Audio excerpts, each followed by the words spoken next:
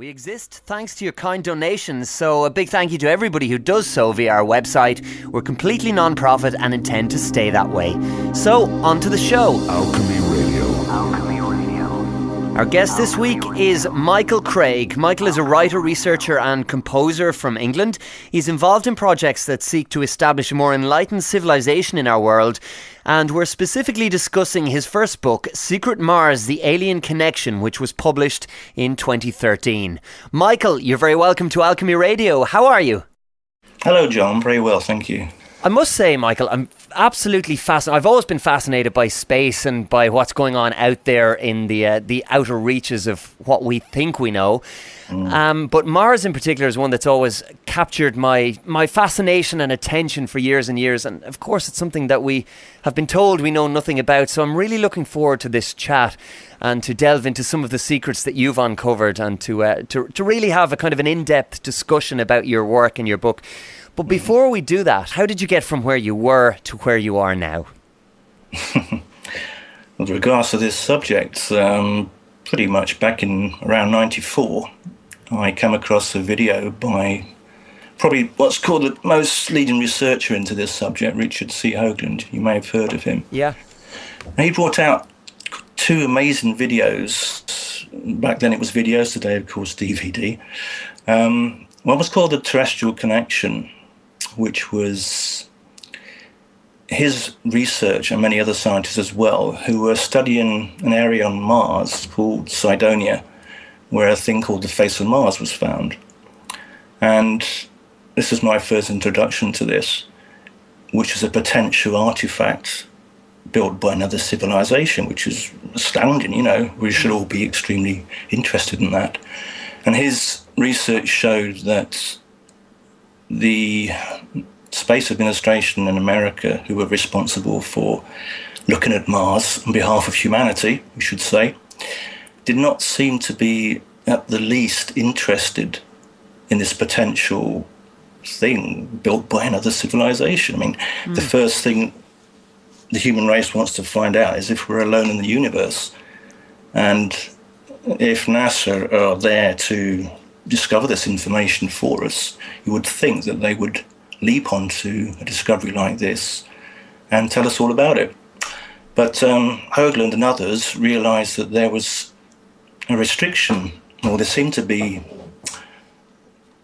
a restriction on the open-mindedness of scientists to really engage with something as unusual as this.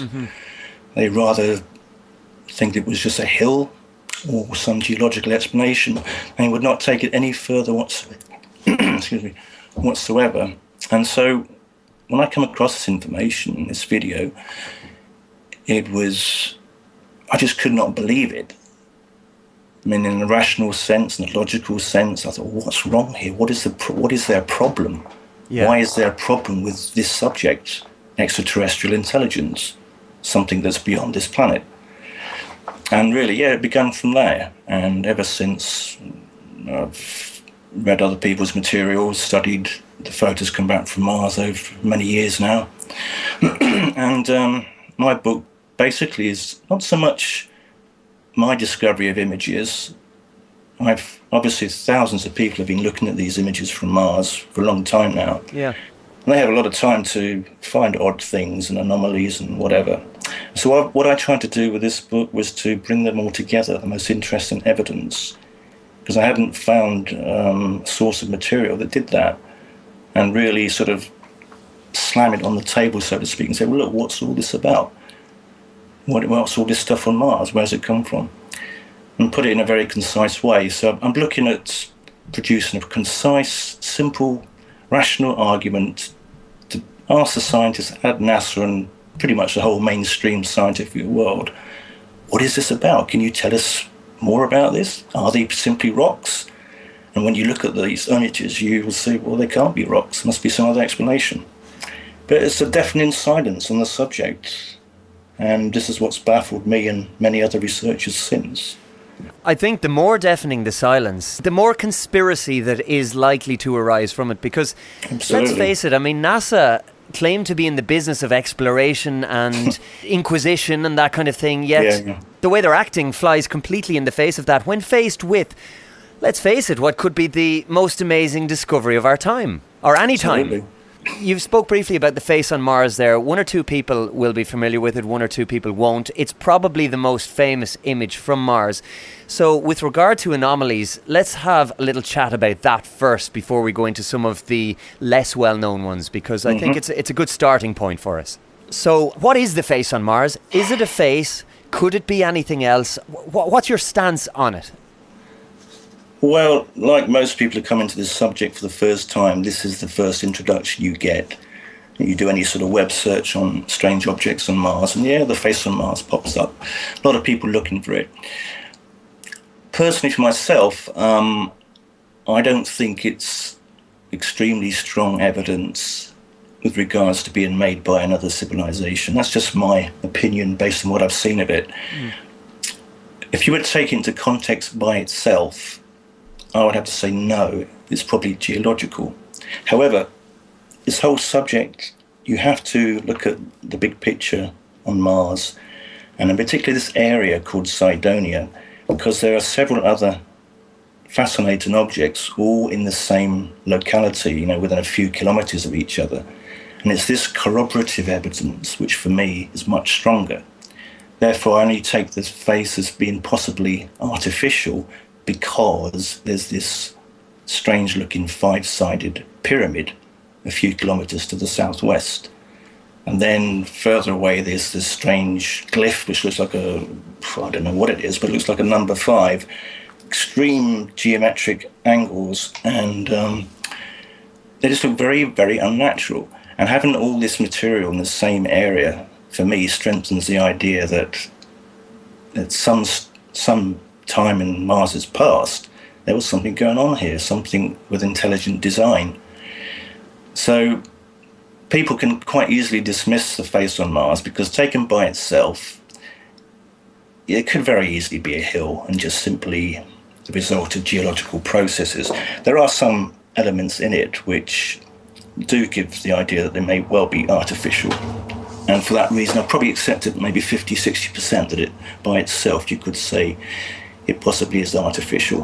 But the much stronger evidence for me is taken into context with other objects in the same area.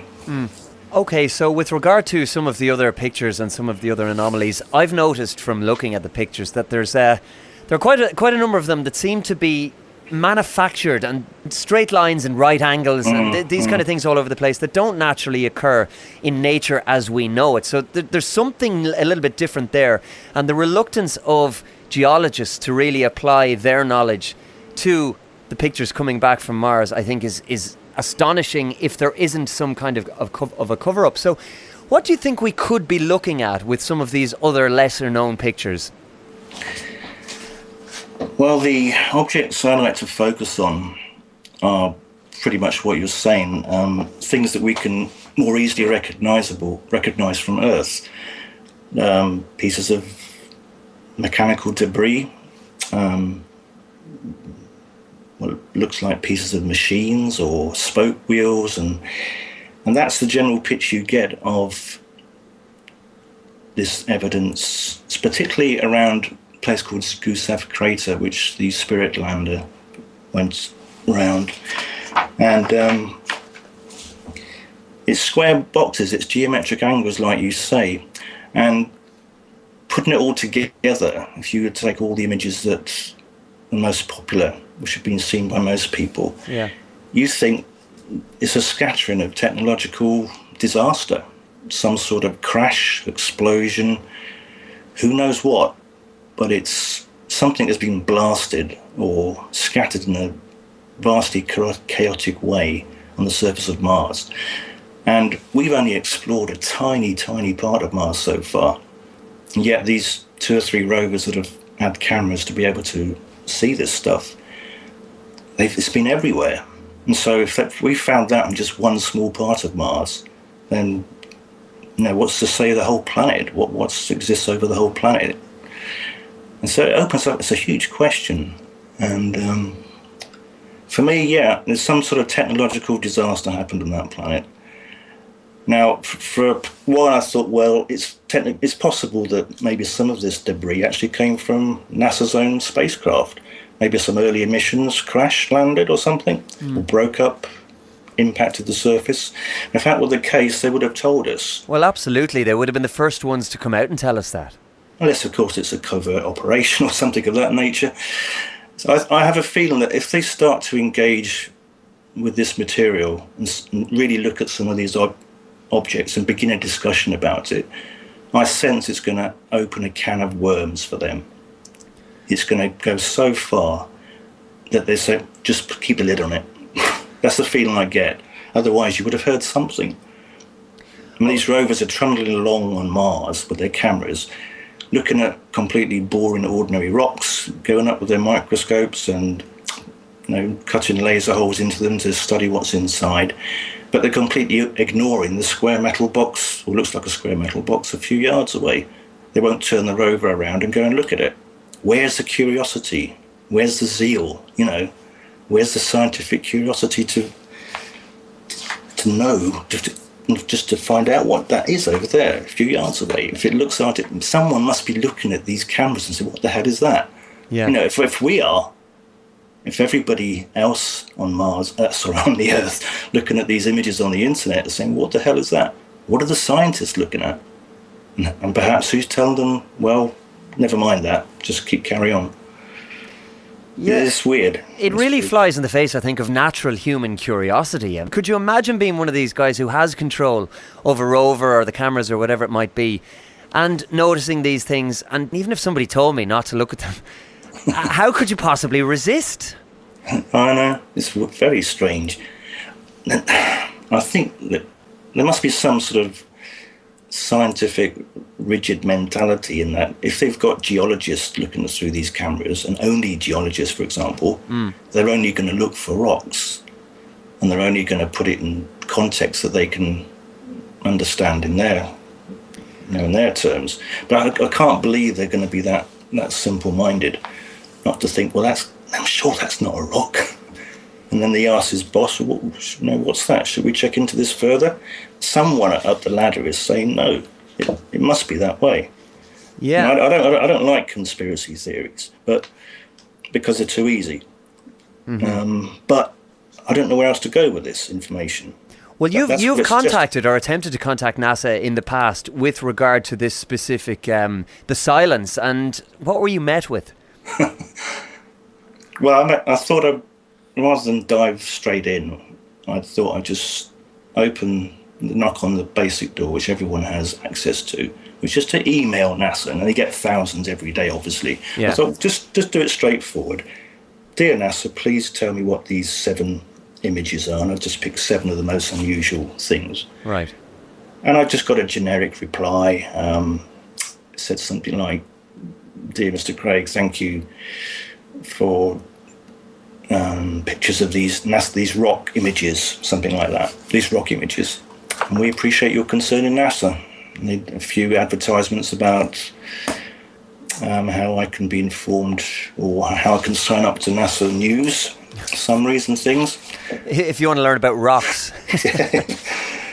But yeah, no direct response to the pictures whatsoever. So I'm not going to give up on this. I'm going to try a couple more direct avenues. I'm going to find out who actually operated the cameras on, who took these pictures, maybe try and get to the scientists themselves. So what did you see? What's this? You were the one operating the camera. But I suspect they'll say, oh, NASA scientists don't discuss images with the public or some nonsense like that. Yeah. But we'll see. I'll just go step by step and see what happens. Right, so I mean, unquestionably at this point we're dealing with some kind of blurring of images or obfuscation or whatever it might be.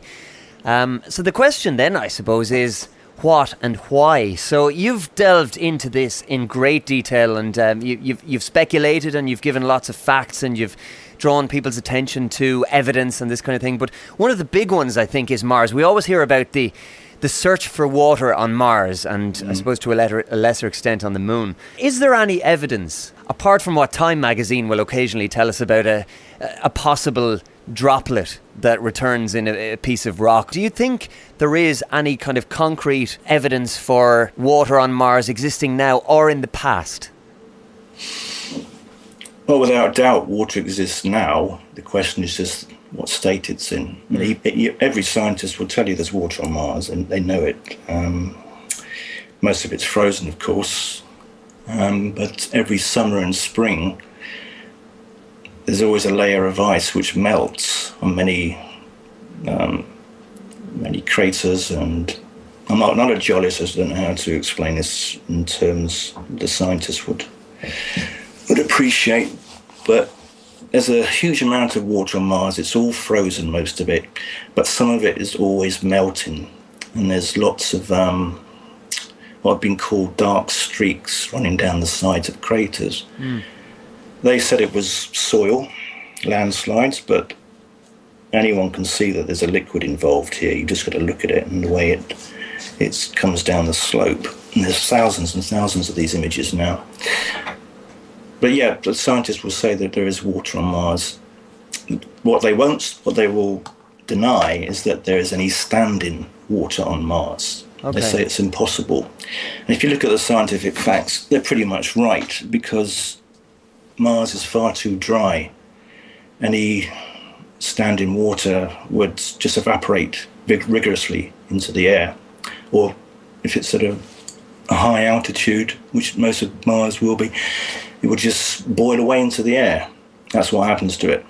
The only way you'll get standing water is very, very, very low areas where the pressure on Mars is low enough for water to exist in a state where it won't evaporate or boil away. And there's a few areas on Mars that could potentially have maybe small streams or rivers, but they're very rare. So on the whole, I would sort of go with the scientists on this one. There shouldn't be any rivers or lakes on Mars. But the images that I've shown in the book show that there is a potential for this. Probably frozen water, maybe from some other age where whatever calamity hit Mars. If there were lakes and seas and rivers, then they may have been frozen pretty quickly. But there's also one other element on Mars. There's a lot of salt. And I kind of provoke things a little bit in the book, saying, well, if we've got a lot of salt on Mars, most people know that salt lowers the temperature at which water will freeze. And some of the NASA scientists confirm this. And so I think there's potential in some locations on Mars that you will have liquid water, but it'd be extremely salty, maybe very, very thick. And I don't want to go much further than that because I don't have enough evidence. But I'm looking at potentials here. And the biggest question for me is, if they know there are some sites where there could be water, and they've seen the evidence of sites where there almost certainly is water, why have they not landed there to explore it? Well, to me, that would seem the obvious thing to do straight away. Yeah. I mean, you said you've seen the photographs in the book about these dark streaks? Yeah. Yeah, that is almost 100% water. It may have frozen or evaporated straight away on contact with the soil when it came out of wherever it came out of, but it would have left some trace in that Martian soil. And I think there's a strong case for them simply landing a craft there and have a look at this stuff. And they've expended all their efforts in looking for very ancient signs of water. Millions of years ago, there used to be a lake here, there used to be a river here. Yeah. They could be looking at current water now, and I don't see any excuse for them not doing that. In a very brief time, we've already touched on two major things. If I was in charge of the exploration to Mars, we'd look at these anomalies on the surface level and on the ground. We'd have a look at those instead of looking at the more boring rocks. And we'd have a look at these possible water sites, because both of these, now maybe I'm putting 2 and 2 together and getting 5, but both of these to me would suggest at least the possibility of some other life form that could exist now as opposed to even in the past. So Let's have a look at some of the signs of life on Mars, and what kind of life would we potentially be talking about then? Could it be amoebic life and not that interesting to a lot of people? Or could it be higher life forms? Because, I mean, certainly with regard to the photographs and some of the structural anomalies when we look at geology versus human or otherwise crafted objects, I think this merits further discussion, because it's not going to be a single cell entity that would fashion, I don't know, a H-shaped structure on the surface of Mars or something else like that. And we do see those pictures. So what are we talking about here, do you think, Michael?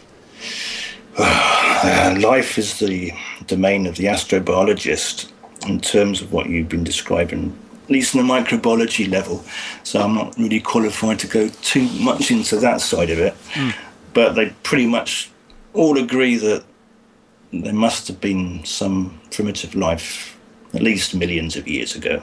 Of that, I think there's no doubt. And most biologists on the Earth will accept that. It's just a matter of time before they discover it. But like you said, that's a lower form of life, and not many people are too interested in that. As to higher life, if these are buildings and these are structures and they didn't come from crashed NASA spacecraft, then the only logical explanation is that some civilized beings, built these things. What else can you say?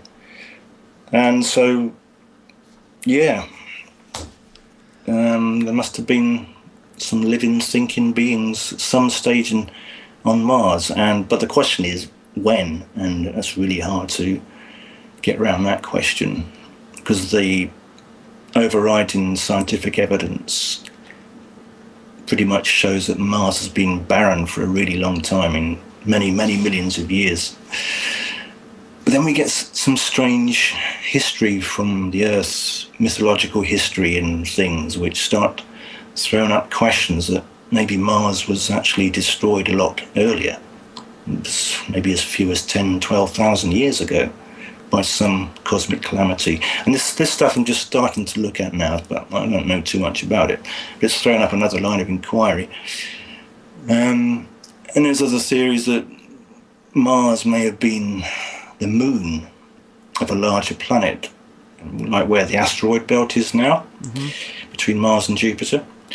And that Mars may have been virtually destroyed because of the destruction of that planet. And so there's a lot of possibilities. And the big question is, where did they go as well?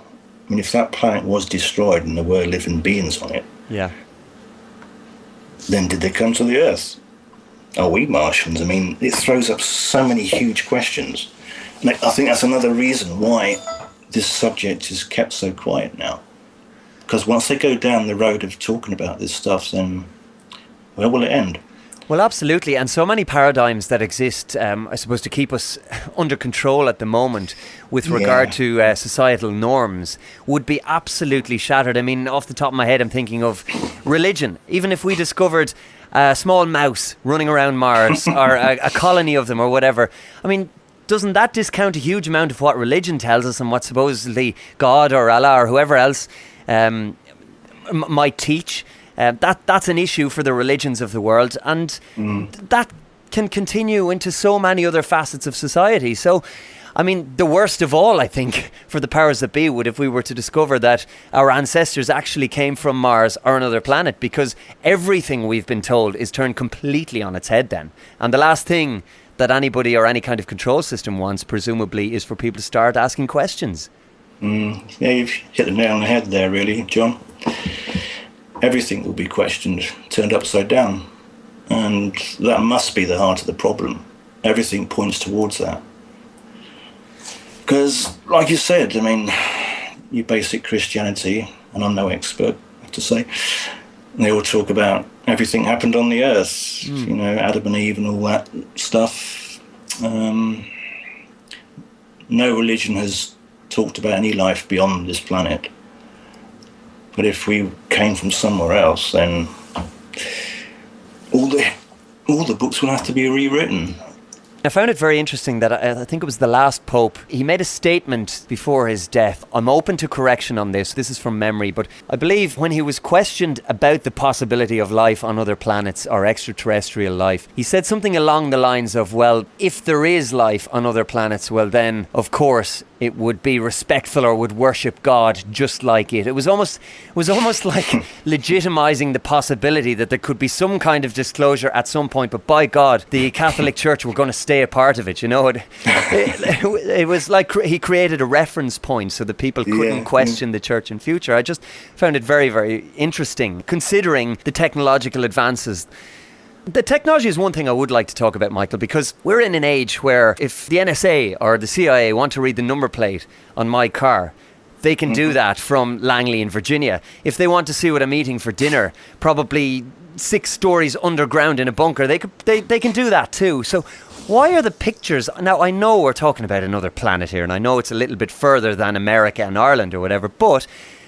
why is it that the quality seems to be so bad with regard to any kind of footage that comes from space? It's like it hasn't improved since the very first pictures were ever taken of space. That, to me, is an anomaly in itself. What are your thoughts? Yeah, quite a few people have commented on that. They've apparently, the cameras on the Curiosity spacecraft now, which landed on Mars in 2012, I think it was. Are supposed to be far more advanced than the previous cameras they use, but the quality has not improved one iota. No, I mean, I can take a better picture on my phone. Maybe the cameras themselves are very good, and someone is enjoying the detail on these pictures, but we're certainly not. And maybe that's just another one of those little things which we can point to as to, well, if it's too clear, then too many people are going to find too much too quickly. We've found a few bits and pieces of internet researchers and everybody involved in this subject, but if the cameras were a lot better, then maybe we'd find a hell of a lot more interesting stuff. And so maybe they're just allowing this a level of technology for us to access, but not too much too soon. I get the feeling that some kind of disclosure is ongoing, but it's very, very strictly regulated as to timescale. And I'm a very impatient person when it comes to this sort of thing. If there's truth out there about where we've come from, why the human race exists, any question about life on other planets, other intelligences out there, and I want to know about it. And I'm sure most rational people will, because it will completely change your view of life and yourself and our relationship with the universe and whatever. If someone's sitting there on this information and saying, nope, they can't have it, for whatever reason, that is infuriating. And I'm sure it's against the law. If we have a moral law on this planet, then that's certainly breaking it. And it's frustrating. And I think most people would concur with that view as well. We are curious beings, the human race. I mean, that's in our very nature. And I find it very, very difficult to think that just because these guys work in science or they're working for NASA or whatever, that they're not naturally curious or that they're not using the best technology available to them.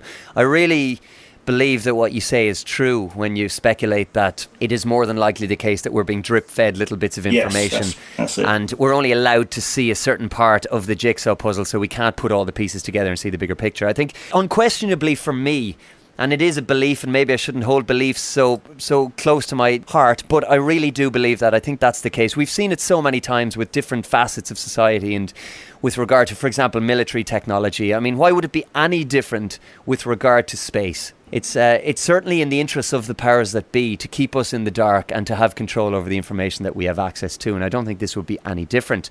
There is something I wanted to talk about because your work was the first time I came across it. We've all heard about the man on the moon, but I had never heard about the man on Mars. So what can you tell us about him, Michael? Not a lot. It's not very interesting. Anybody who hears about a man on Mars has to be interested, though. Yeah, it's hit the internet a few years ago. Actually, it was more described as a mermaid. I gave it the wrong description. Looks more like a mermaid. But I looked at it very closely, I listened to what the scientists had to say. Now, where I go, you must take the science on board first, because they know what they're doing most of the time. Yep. These are highly, highly trained people, specialists in their field. And so when this camera technician says, oh, that's just about 5 inches, 3 to 4 inches tall, it can't possibly be a big statue or anything, because they can measure the distance between the spacecraft and the ground and where this little thing was that was popping up. Okay. And people start saying, oh, that's a man. There's someone walking around 4 or 5 feet tall. You've got to rationalise these things.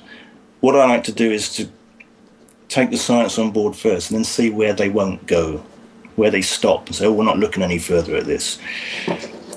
But no, I don't think that's very interesting at all. I looked in the area, the vicinity of where this odd little shape was, and there were similar outcrops of rock which looked not exactly the same, but the same kind of material. You can see that the weather may have fashioned it in that way. It's not to say that it isn't a small statue or something, which, given what we've found so far on Mars with mechanical debris and whatever, if there was a civilization living there, then why not? Pieces of art knocking about, destroyed. Maybe this is a small piece of that. But I didn't see enough evidence for myself that was conclusively of that nature. And to be honest, that's pretty much why I asked the question, because one of the things I've been struck by in the book is that stance that you've taken, rather than it being a work of conspiracy. And we all know how dirty a word conspiracy has become, whether something is true or not. But you have actually taken a scientific standpoint, and I like the way you've described it there. It's where will they take us to and then stop?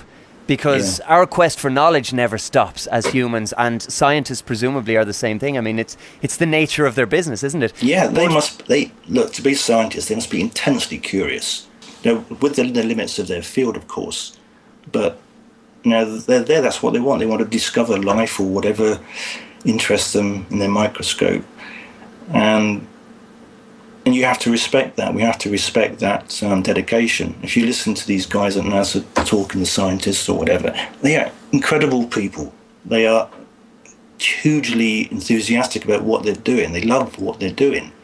And so when we talk of conspiracies from NASA, we can't think of most of these guys and girls who work there.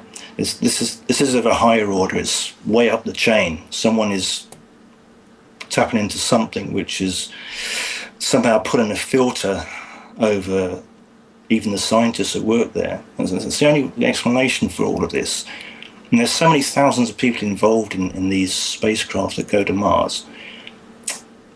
Even to have a conspiracy is still hard to imagine, because so many people are involved.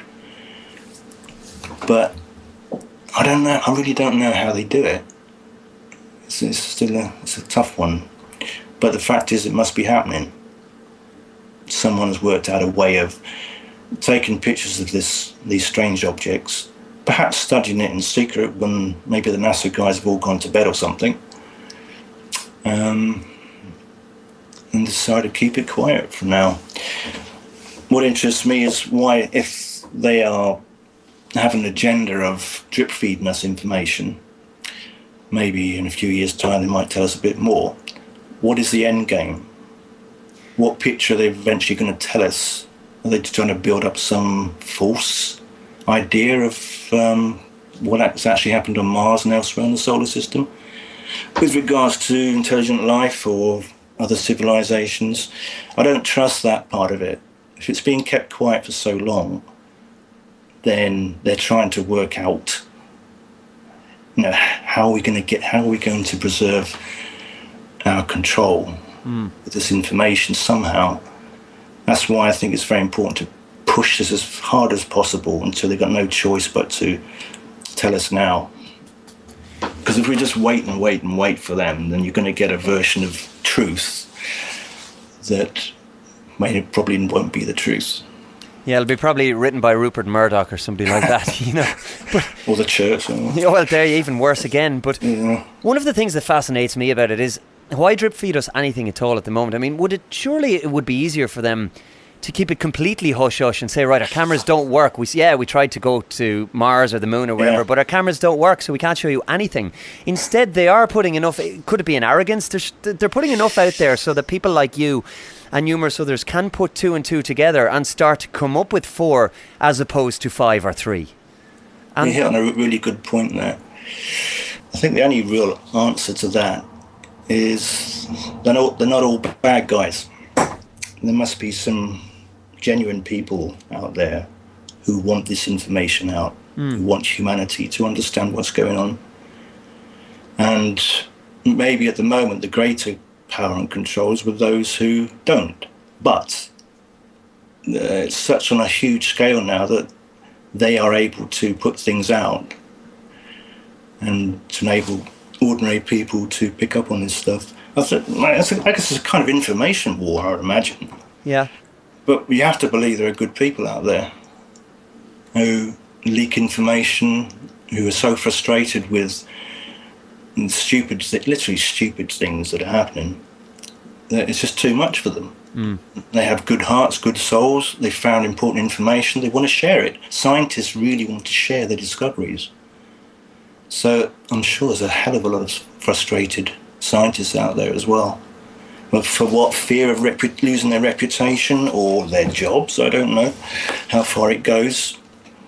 Or fear of peer review from other scientists, don't want to look stupid. Yeah. There's a lot of pressure on these people. So we have to give them some sort of leeway. And if they can leak stuff which they can't release themselves to people like myself and many other researchers, then maybe that's what's happening. Maybe they were told not to release one image which has this little metal box on it, but someone did. Yeah, sure. And it got out and we found it. Maybe that kind of thing is going on. Yeah, because there is increasingly more and more stuff out there. I mean, not just with regard to Mars, but we had Marcus Allen speaking on the show not so long ago about the anomalies with the moon landing and the Apollo missions, that kind of thing.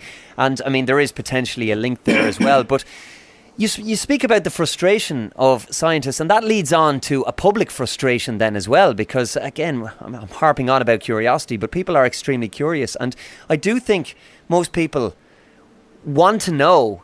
I mean, if the news, for example, is bad and that there are, I don't know, killer aliens such as in War of the Worlds or whatever up there, I'd like to know about that just as much as if there were friendly or benign or even microbial beings up there. I mean, isn't that what humanity is supposed to do, to explore and to try and figure out new things? And it's just, it's a very strange situation where we have an organization like NASA that claims to be there for the betterment of the human race and to discover and to breach new frontiers for us, yet it acts in a completely anomalous manner. I mean, their actions seem to be the antithesis, bar when they send off a probe or whatever it might be. It's the focus on the mundanity of it all, which I think turns a lot of people away from the science of space and that side of things. Certainly younger people, and in my experience that would be the case.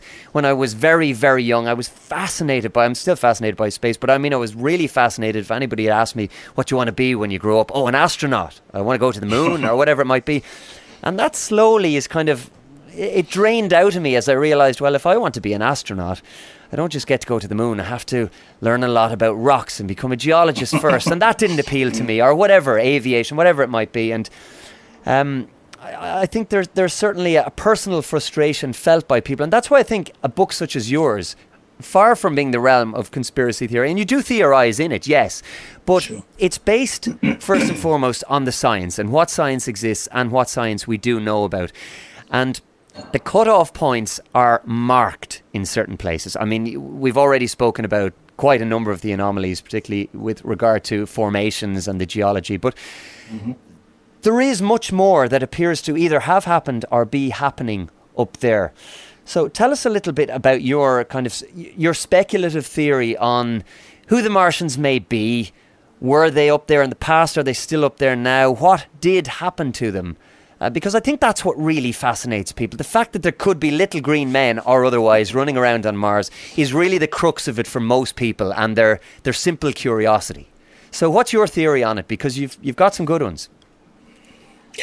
Yeah, theories abound about that. It's where you want to draw your own line, really. Yeah.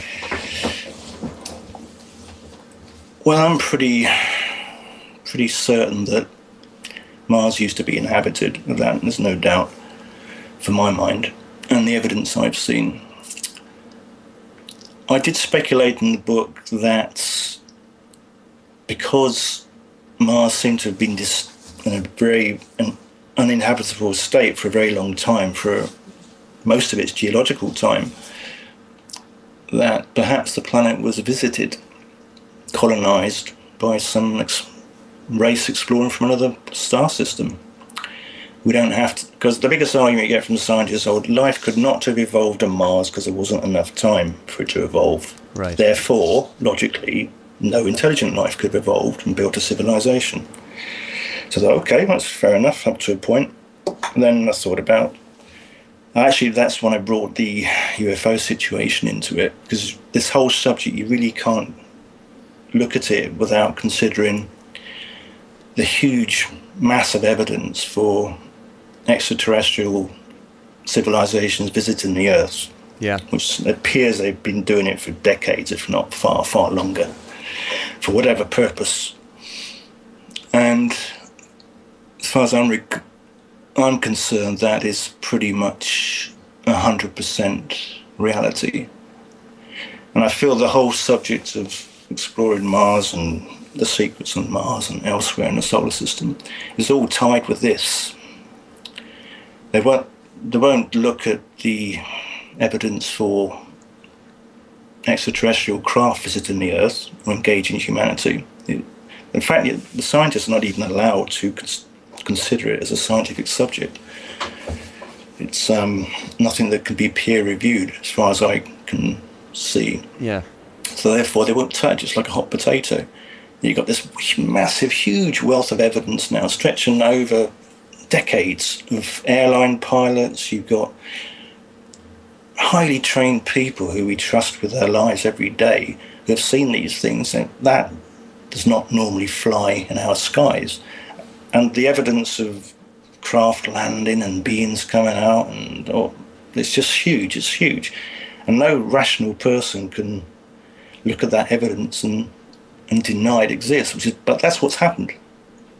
NASA and every government organisation pretty much on the Earth, scientific institutions, said there is no evidence. Absolute, incredible, stupid nonsense. And until they engage with this extraterrestrial question that's visiting the Earth, they are certainly not going to say anything about Mars. Yeah. Because it's all linked together. It must be. So this is where I am, really. I'm trying to understand what level of civilizations are engaging humanity now, why they're here, for what purpose. If they were here to destroy us, they would have done it a long time ago. I think so, yeah. Because they certainly have the technology if they can travel between stars. And so the big picture is what concerns me here. Like I said, I don't think we can really understand the whole picture until we embrace the reality of extraterrestrials visiting the Earth. And as soon as science touches that subject, then everything to do with Mars and elsewhere will be revealed. It is a source of frustration. It's not even necessarily denied. It's just a wall of silence that is met. Yeah. You can't disseminate information if there's no information. And I think that's where the conspiracy theory label is just bandied about at will. And I mean, everything is papered over with this common perception of what a conspiracy theory is now, which is actually, by and large, incorrect. And I think that's a far more successful cover than actually issuing some kind of denial or cover story, because a lot of people don't believe authorities and don't believe their governments, and I think if they were to suddenly deny it, it would add a lot of fuel to the fire. Whereas it's almost like they've let the stupid masses, as we are perceived, to kind of fight among themselves, and things eventually fizzle out. And that is what happens. People then decide, right, well, I don't want to argue about this anymore, and they divert their attention to whatever it is that they want to divert. And tragically, we just believe what we see on the news. Well, that's it, yeah. Every story that's ever talked about the potential UFO sighting, you always get this ridiculous music playing in the background, on X-Files or something, with the talk of little green men and spooky things going on. And the newsreaders always have a funny little smile on their face. And this is the thing we get in newspapers as well. Every time this subject comes up, you have to think, why? Is there anybody with a degree of common sense here? Yeah. And then what's happened to our news media? There's been huge events over the last few years that have covered the UFO phenomenon in a huge amount of detail.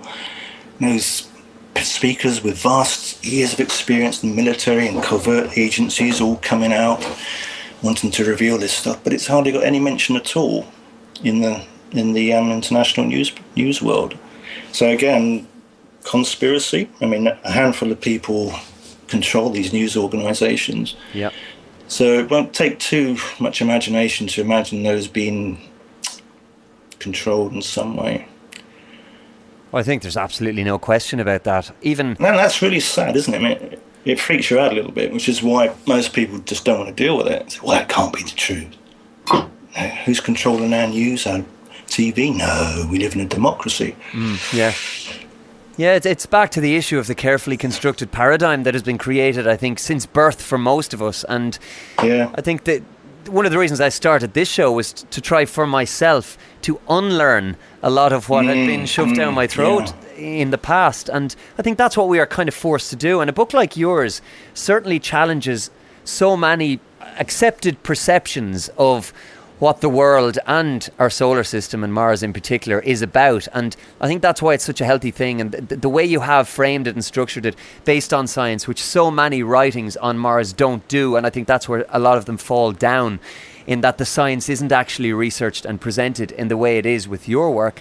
That's why I think there's a huge amount of credibility when you decide to speculate on something or to theorize, because it's based and rooted in a firm scientific bedrock. Well, I'm pleased you see it. That's a really important part of the book. But I'm not a scientist, so, I don't have that background. But what I do have tried to achieve here is to just use our rational common sense. There's a hell of a lot of information out there. If we just sit back and look at it, we can see things don't add up. And when they don't add up in your mind, you must be moved to do something about it. Yeah. Ignore it or take it further.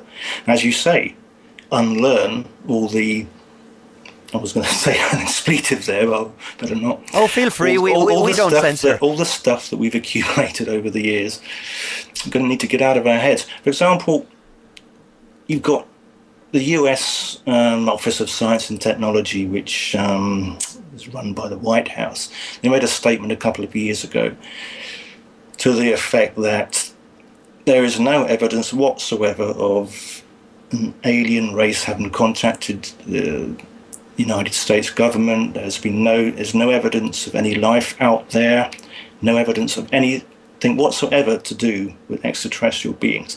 And in the same breath, you've got 3 or 4, 5, 6, 7 former NASA astronauts who have been out there in space. They know what's out there more than any of us.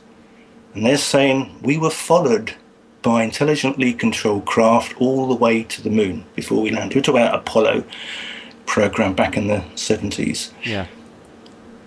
And it's one story after the other. They all believe that there's extraterrestrial civilizations out there. They've seen evidence of it. And that is in complete contradiction to what NASA and their own government are saying. Now, that sheer contradiction is something which should make us wake up and think, what? How can they say one thing and they say the other? Now, either they've been given leave to say such things, which is part of that process of drip feed, perhaps. Yeah. Or the astronauts themselves are fed up. They're getting older in their years. They're fed up of holding this truth back. They don't care anymore. Maybe they've been released from their oaths, military oaths they had while being astronauts. But yeah. Well, I think it's very interesting that you touch on the military, because we speculated earlier as to how such a cover-up that includes so many people can possibly be successful as a cover-up. But that's not necessarily taking into account the US, in particular the US military, but militaries around the world, because they are almost like a form of brotherhood or sisterhood. There is a code. There's a written and an unwritten code, and you really don't break that. It's seen as a sacred thing, and if you take an oath, it's potentially a treasonable offence in a lot of countries and states, but people in the military are not want necessarily to do it. It's not the done thing. And you mentioned they're releasing from the oath. I mean, that is really the only circumstance under which so many people will actually blow the whistle on something. And that's why quite often it happens in later life or when people are on their deathbeds. And I think that again, the deathbed confessions that we quite often hear in so many facets of what it is we discuss on this programme are quite often discounted by people because it's considered to be the mind of a raving lunatic or somebody who's about to die or whatever. And I think that's quite a patronising collective attitude that we have towards people who are actually maybe see it as their only opportunity to get the information out there, you know? It's just pulling it all together, I think, is the big issue. Yeah. And what do we do with it? You're doing something with your show now. You're getting all this information so that people can unlearn all the rubbish they've had in their mind and to see what's not being reported. And there's a huge amount of absolutely incredible information that's not being reported in the news or anywhere else, which can vastly change our view of life, ourselves, the universe. And it's like we've got this straitjacket on. Yeah. And people don't like that sort of stuff. We're going to break out of it one way or the other. Perhaps they found some way to lull the majority of people into a half sleep, I don't know. Pressure them with money and debts, too much TV. People just want to sit back, too much pressure. Oh, just entertain me, switch off. But a lot of people are starting to see through that, and I just see it as a waking up process. And I stopped watching the news about 8-9 months ago. Yeah. Of any sort whatsoever. The world has gotten fine without me. But the news I read is selected from the internet and other sources if I want to go looking for something. But I haven't been unplugged from all that dire, dark, miserable stuff we get churned at us every day. I've felt a great deal of freedom to actually think for myself. Yeah. I thought I was thought well before, but I thought a lot better after I unplugged myself from the daily news. Try it. I recommend it. Oh, well, I can fully relate to that. I did the same thing. And freedom is the right word for it. There's a mental clarity that comes in time with that.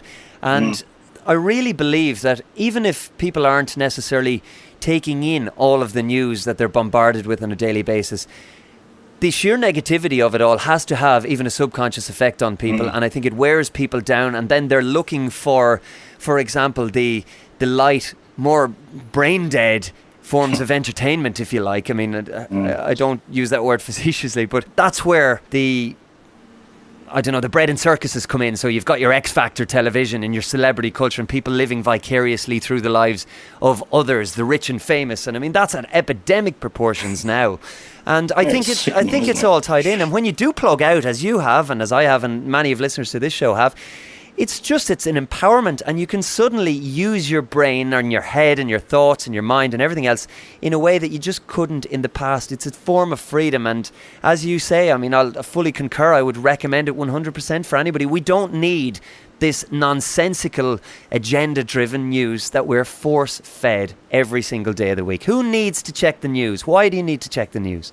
What's it going to do for you? There's no positivity comes from it, in my book.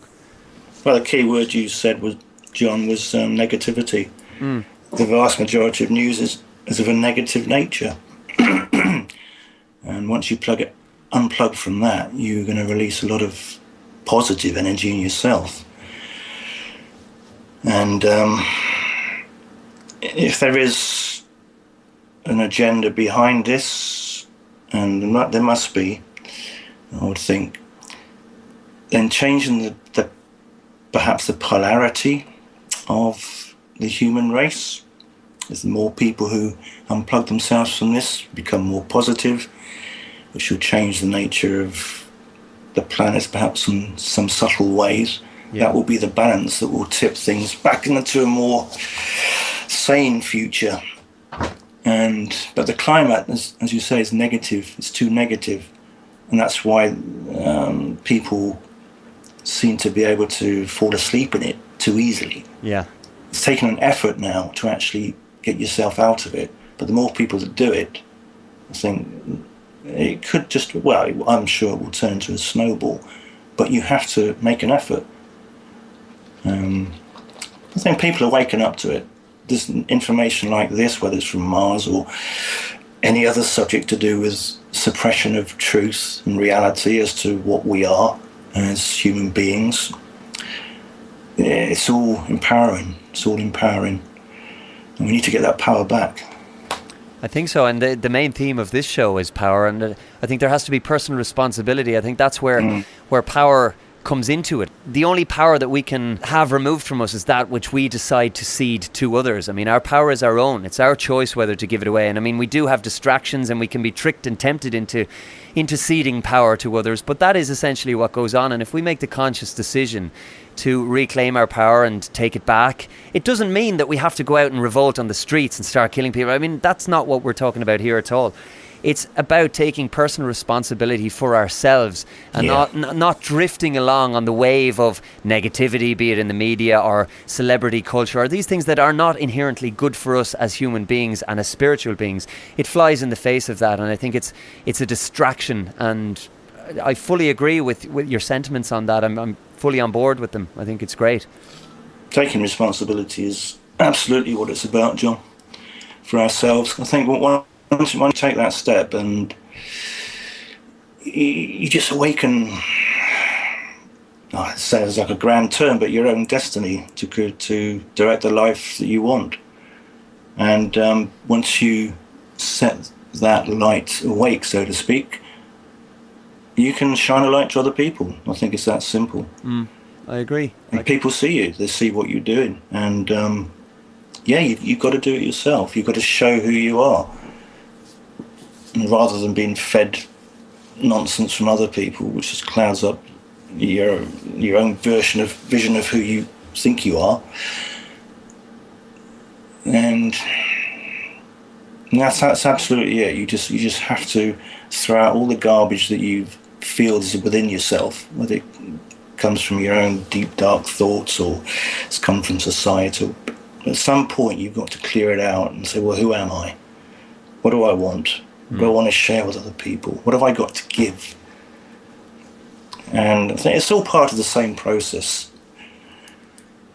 Everything we've talked about, I think it all comes back to ourselves and who we think we are, what we want to do, what we want to be.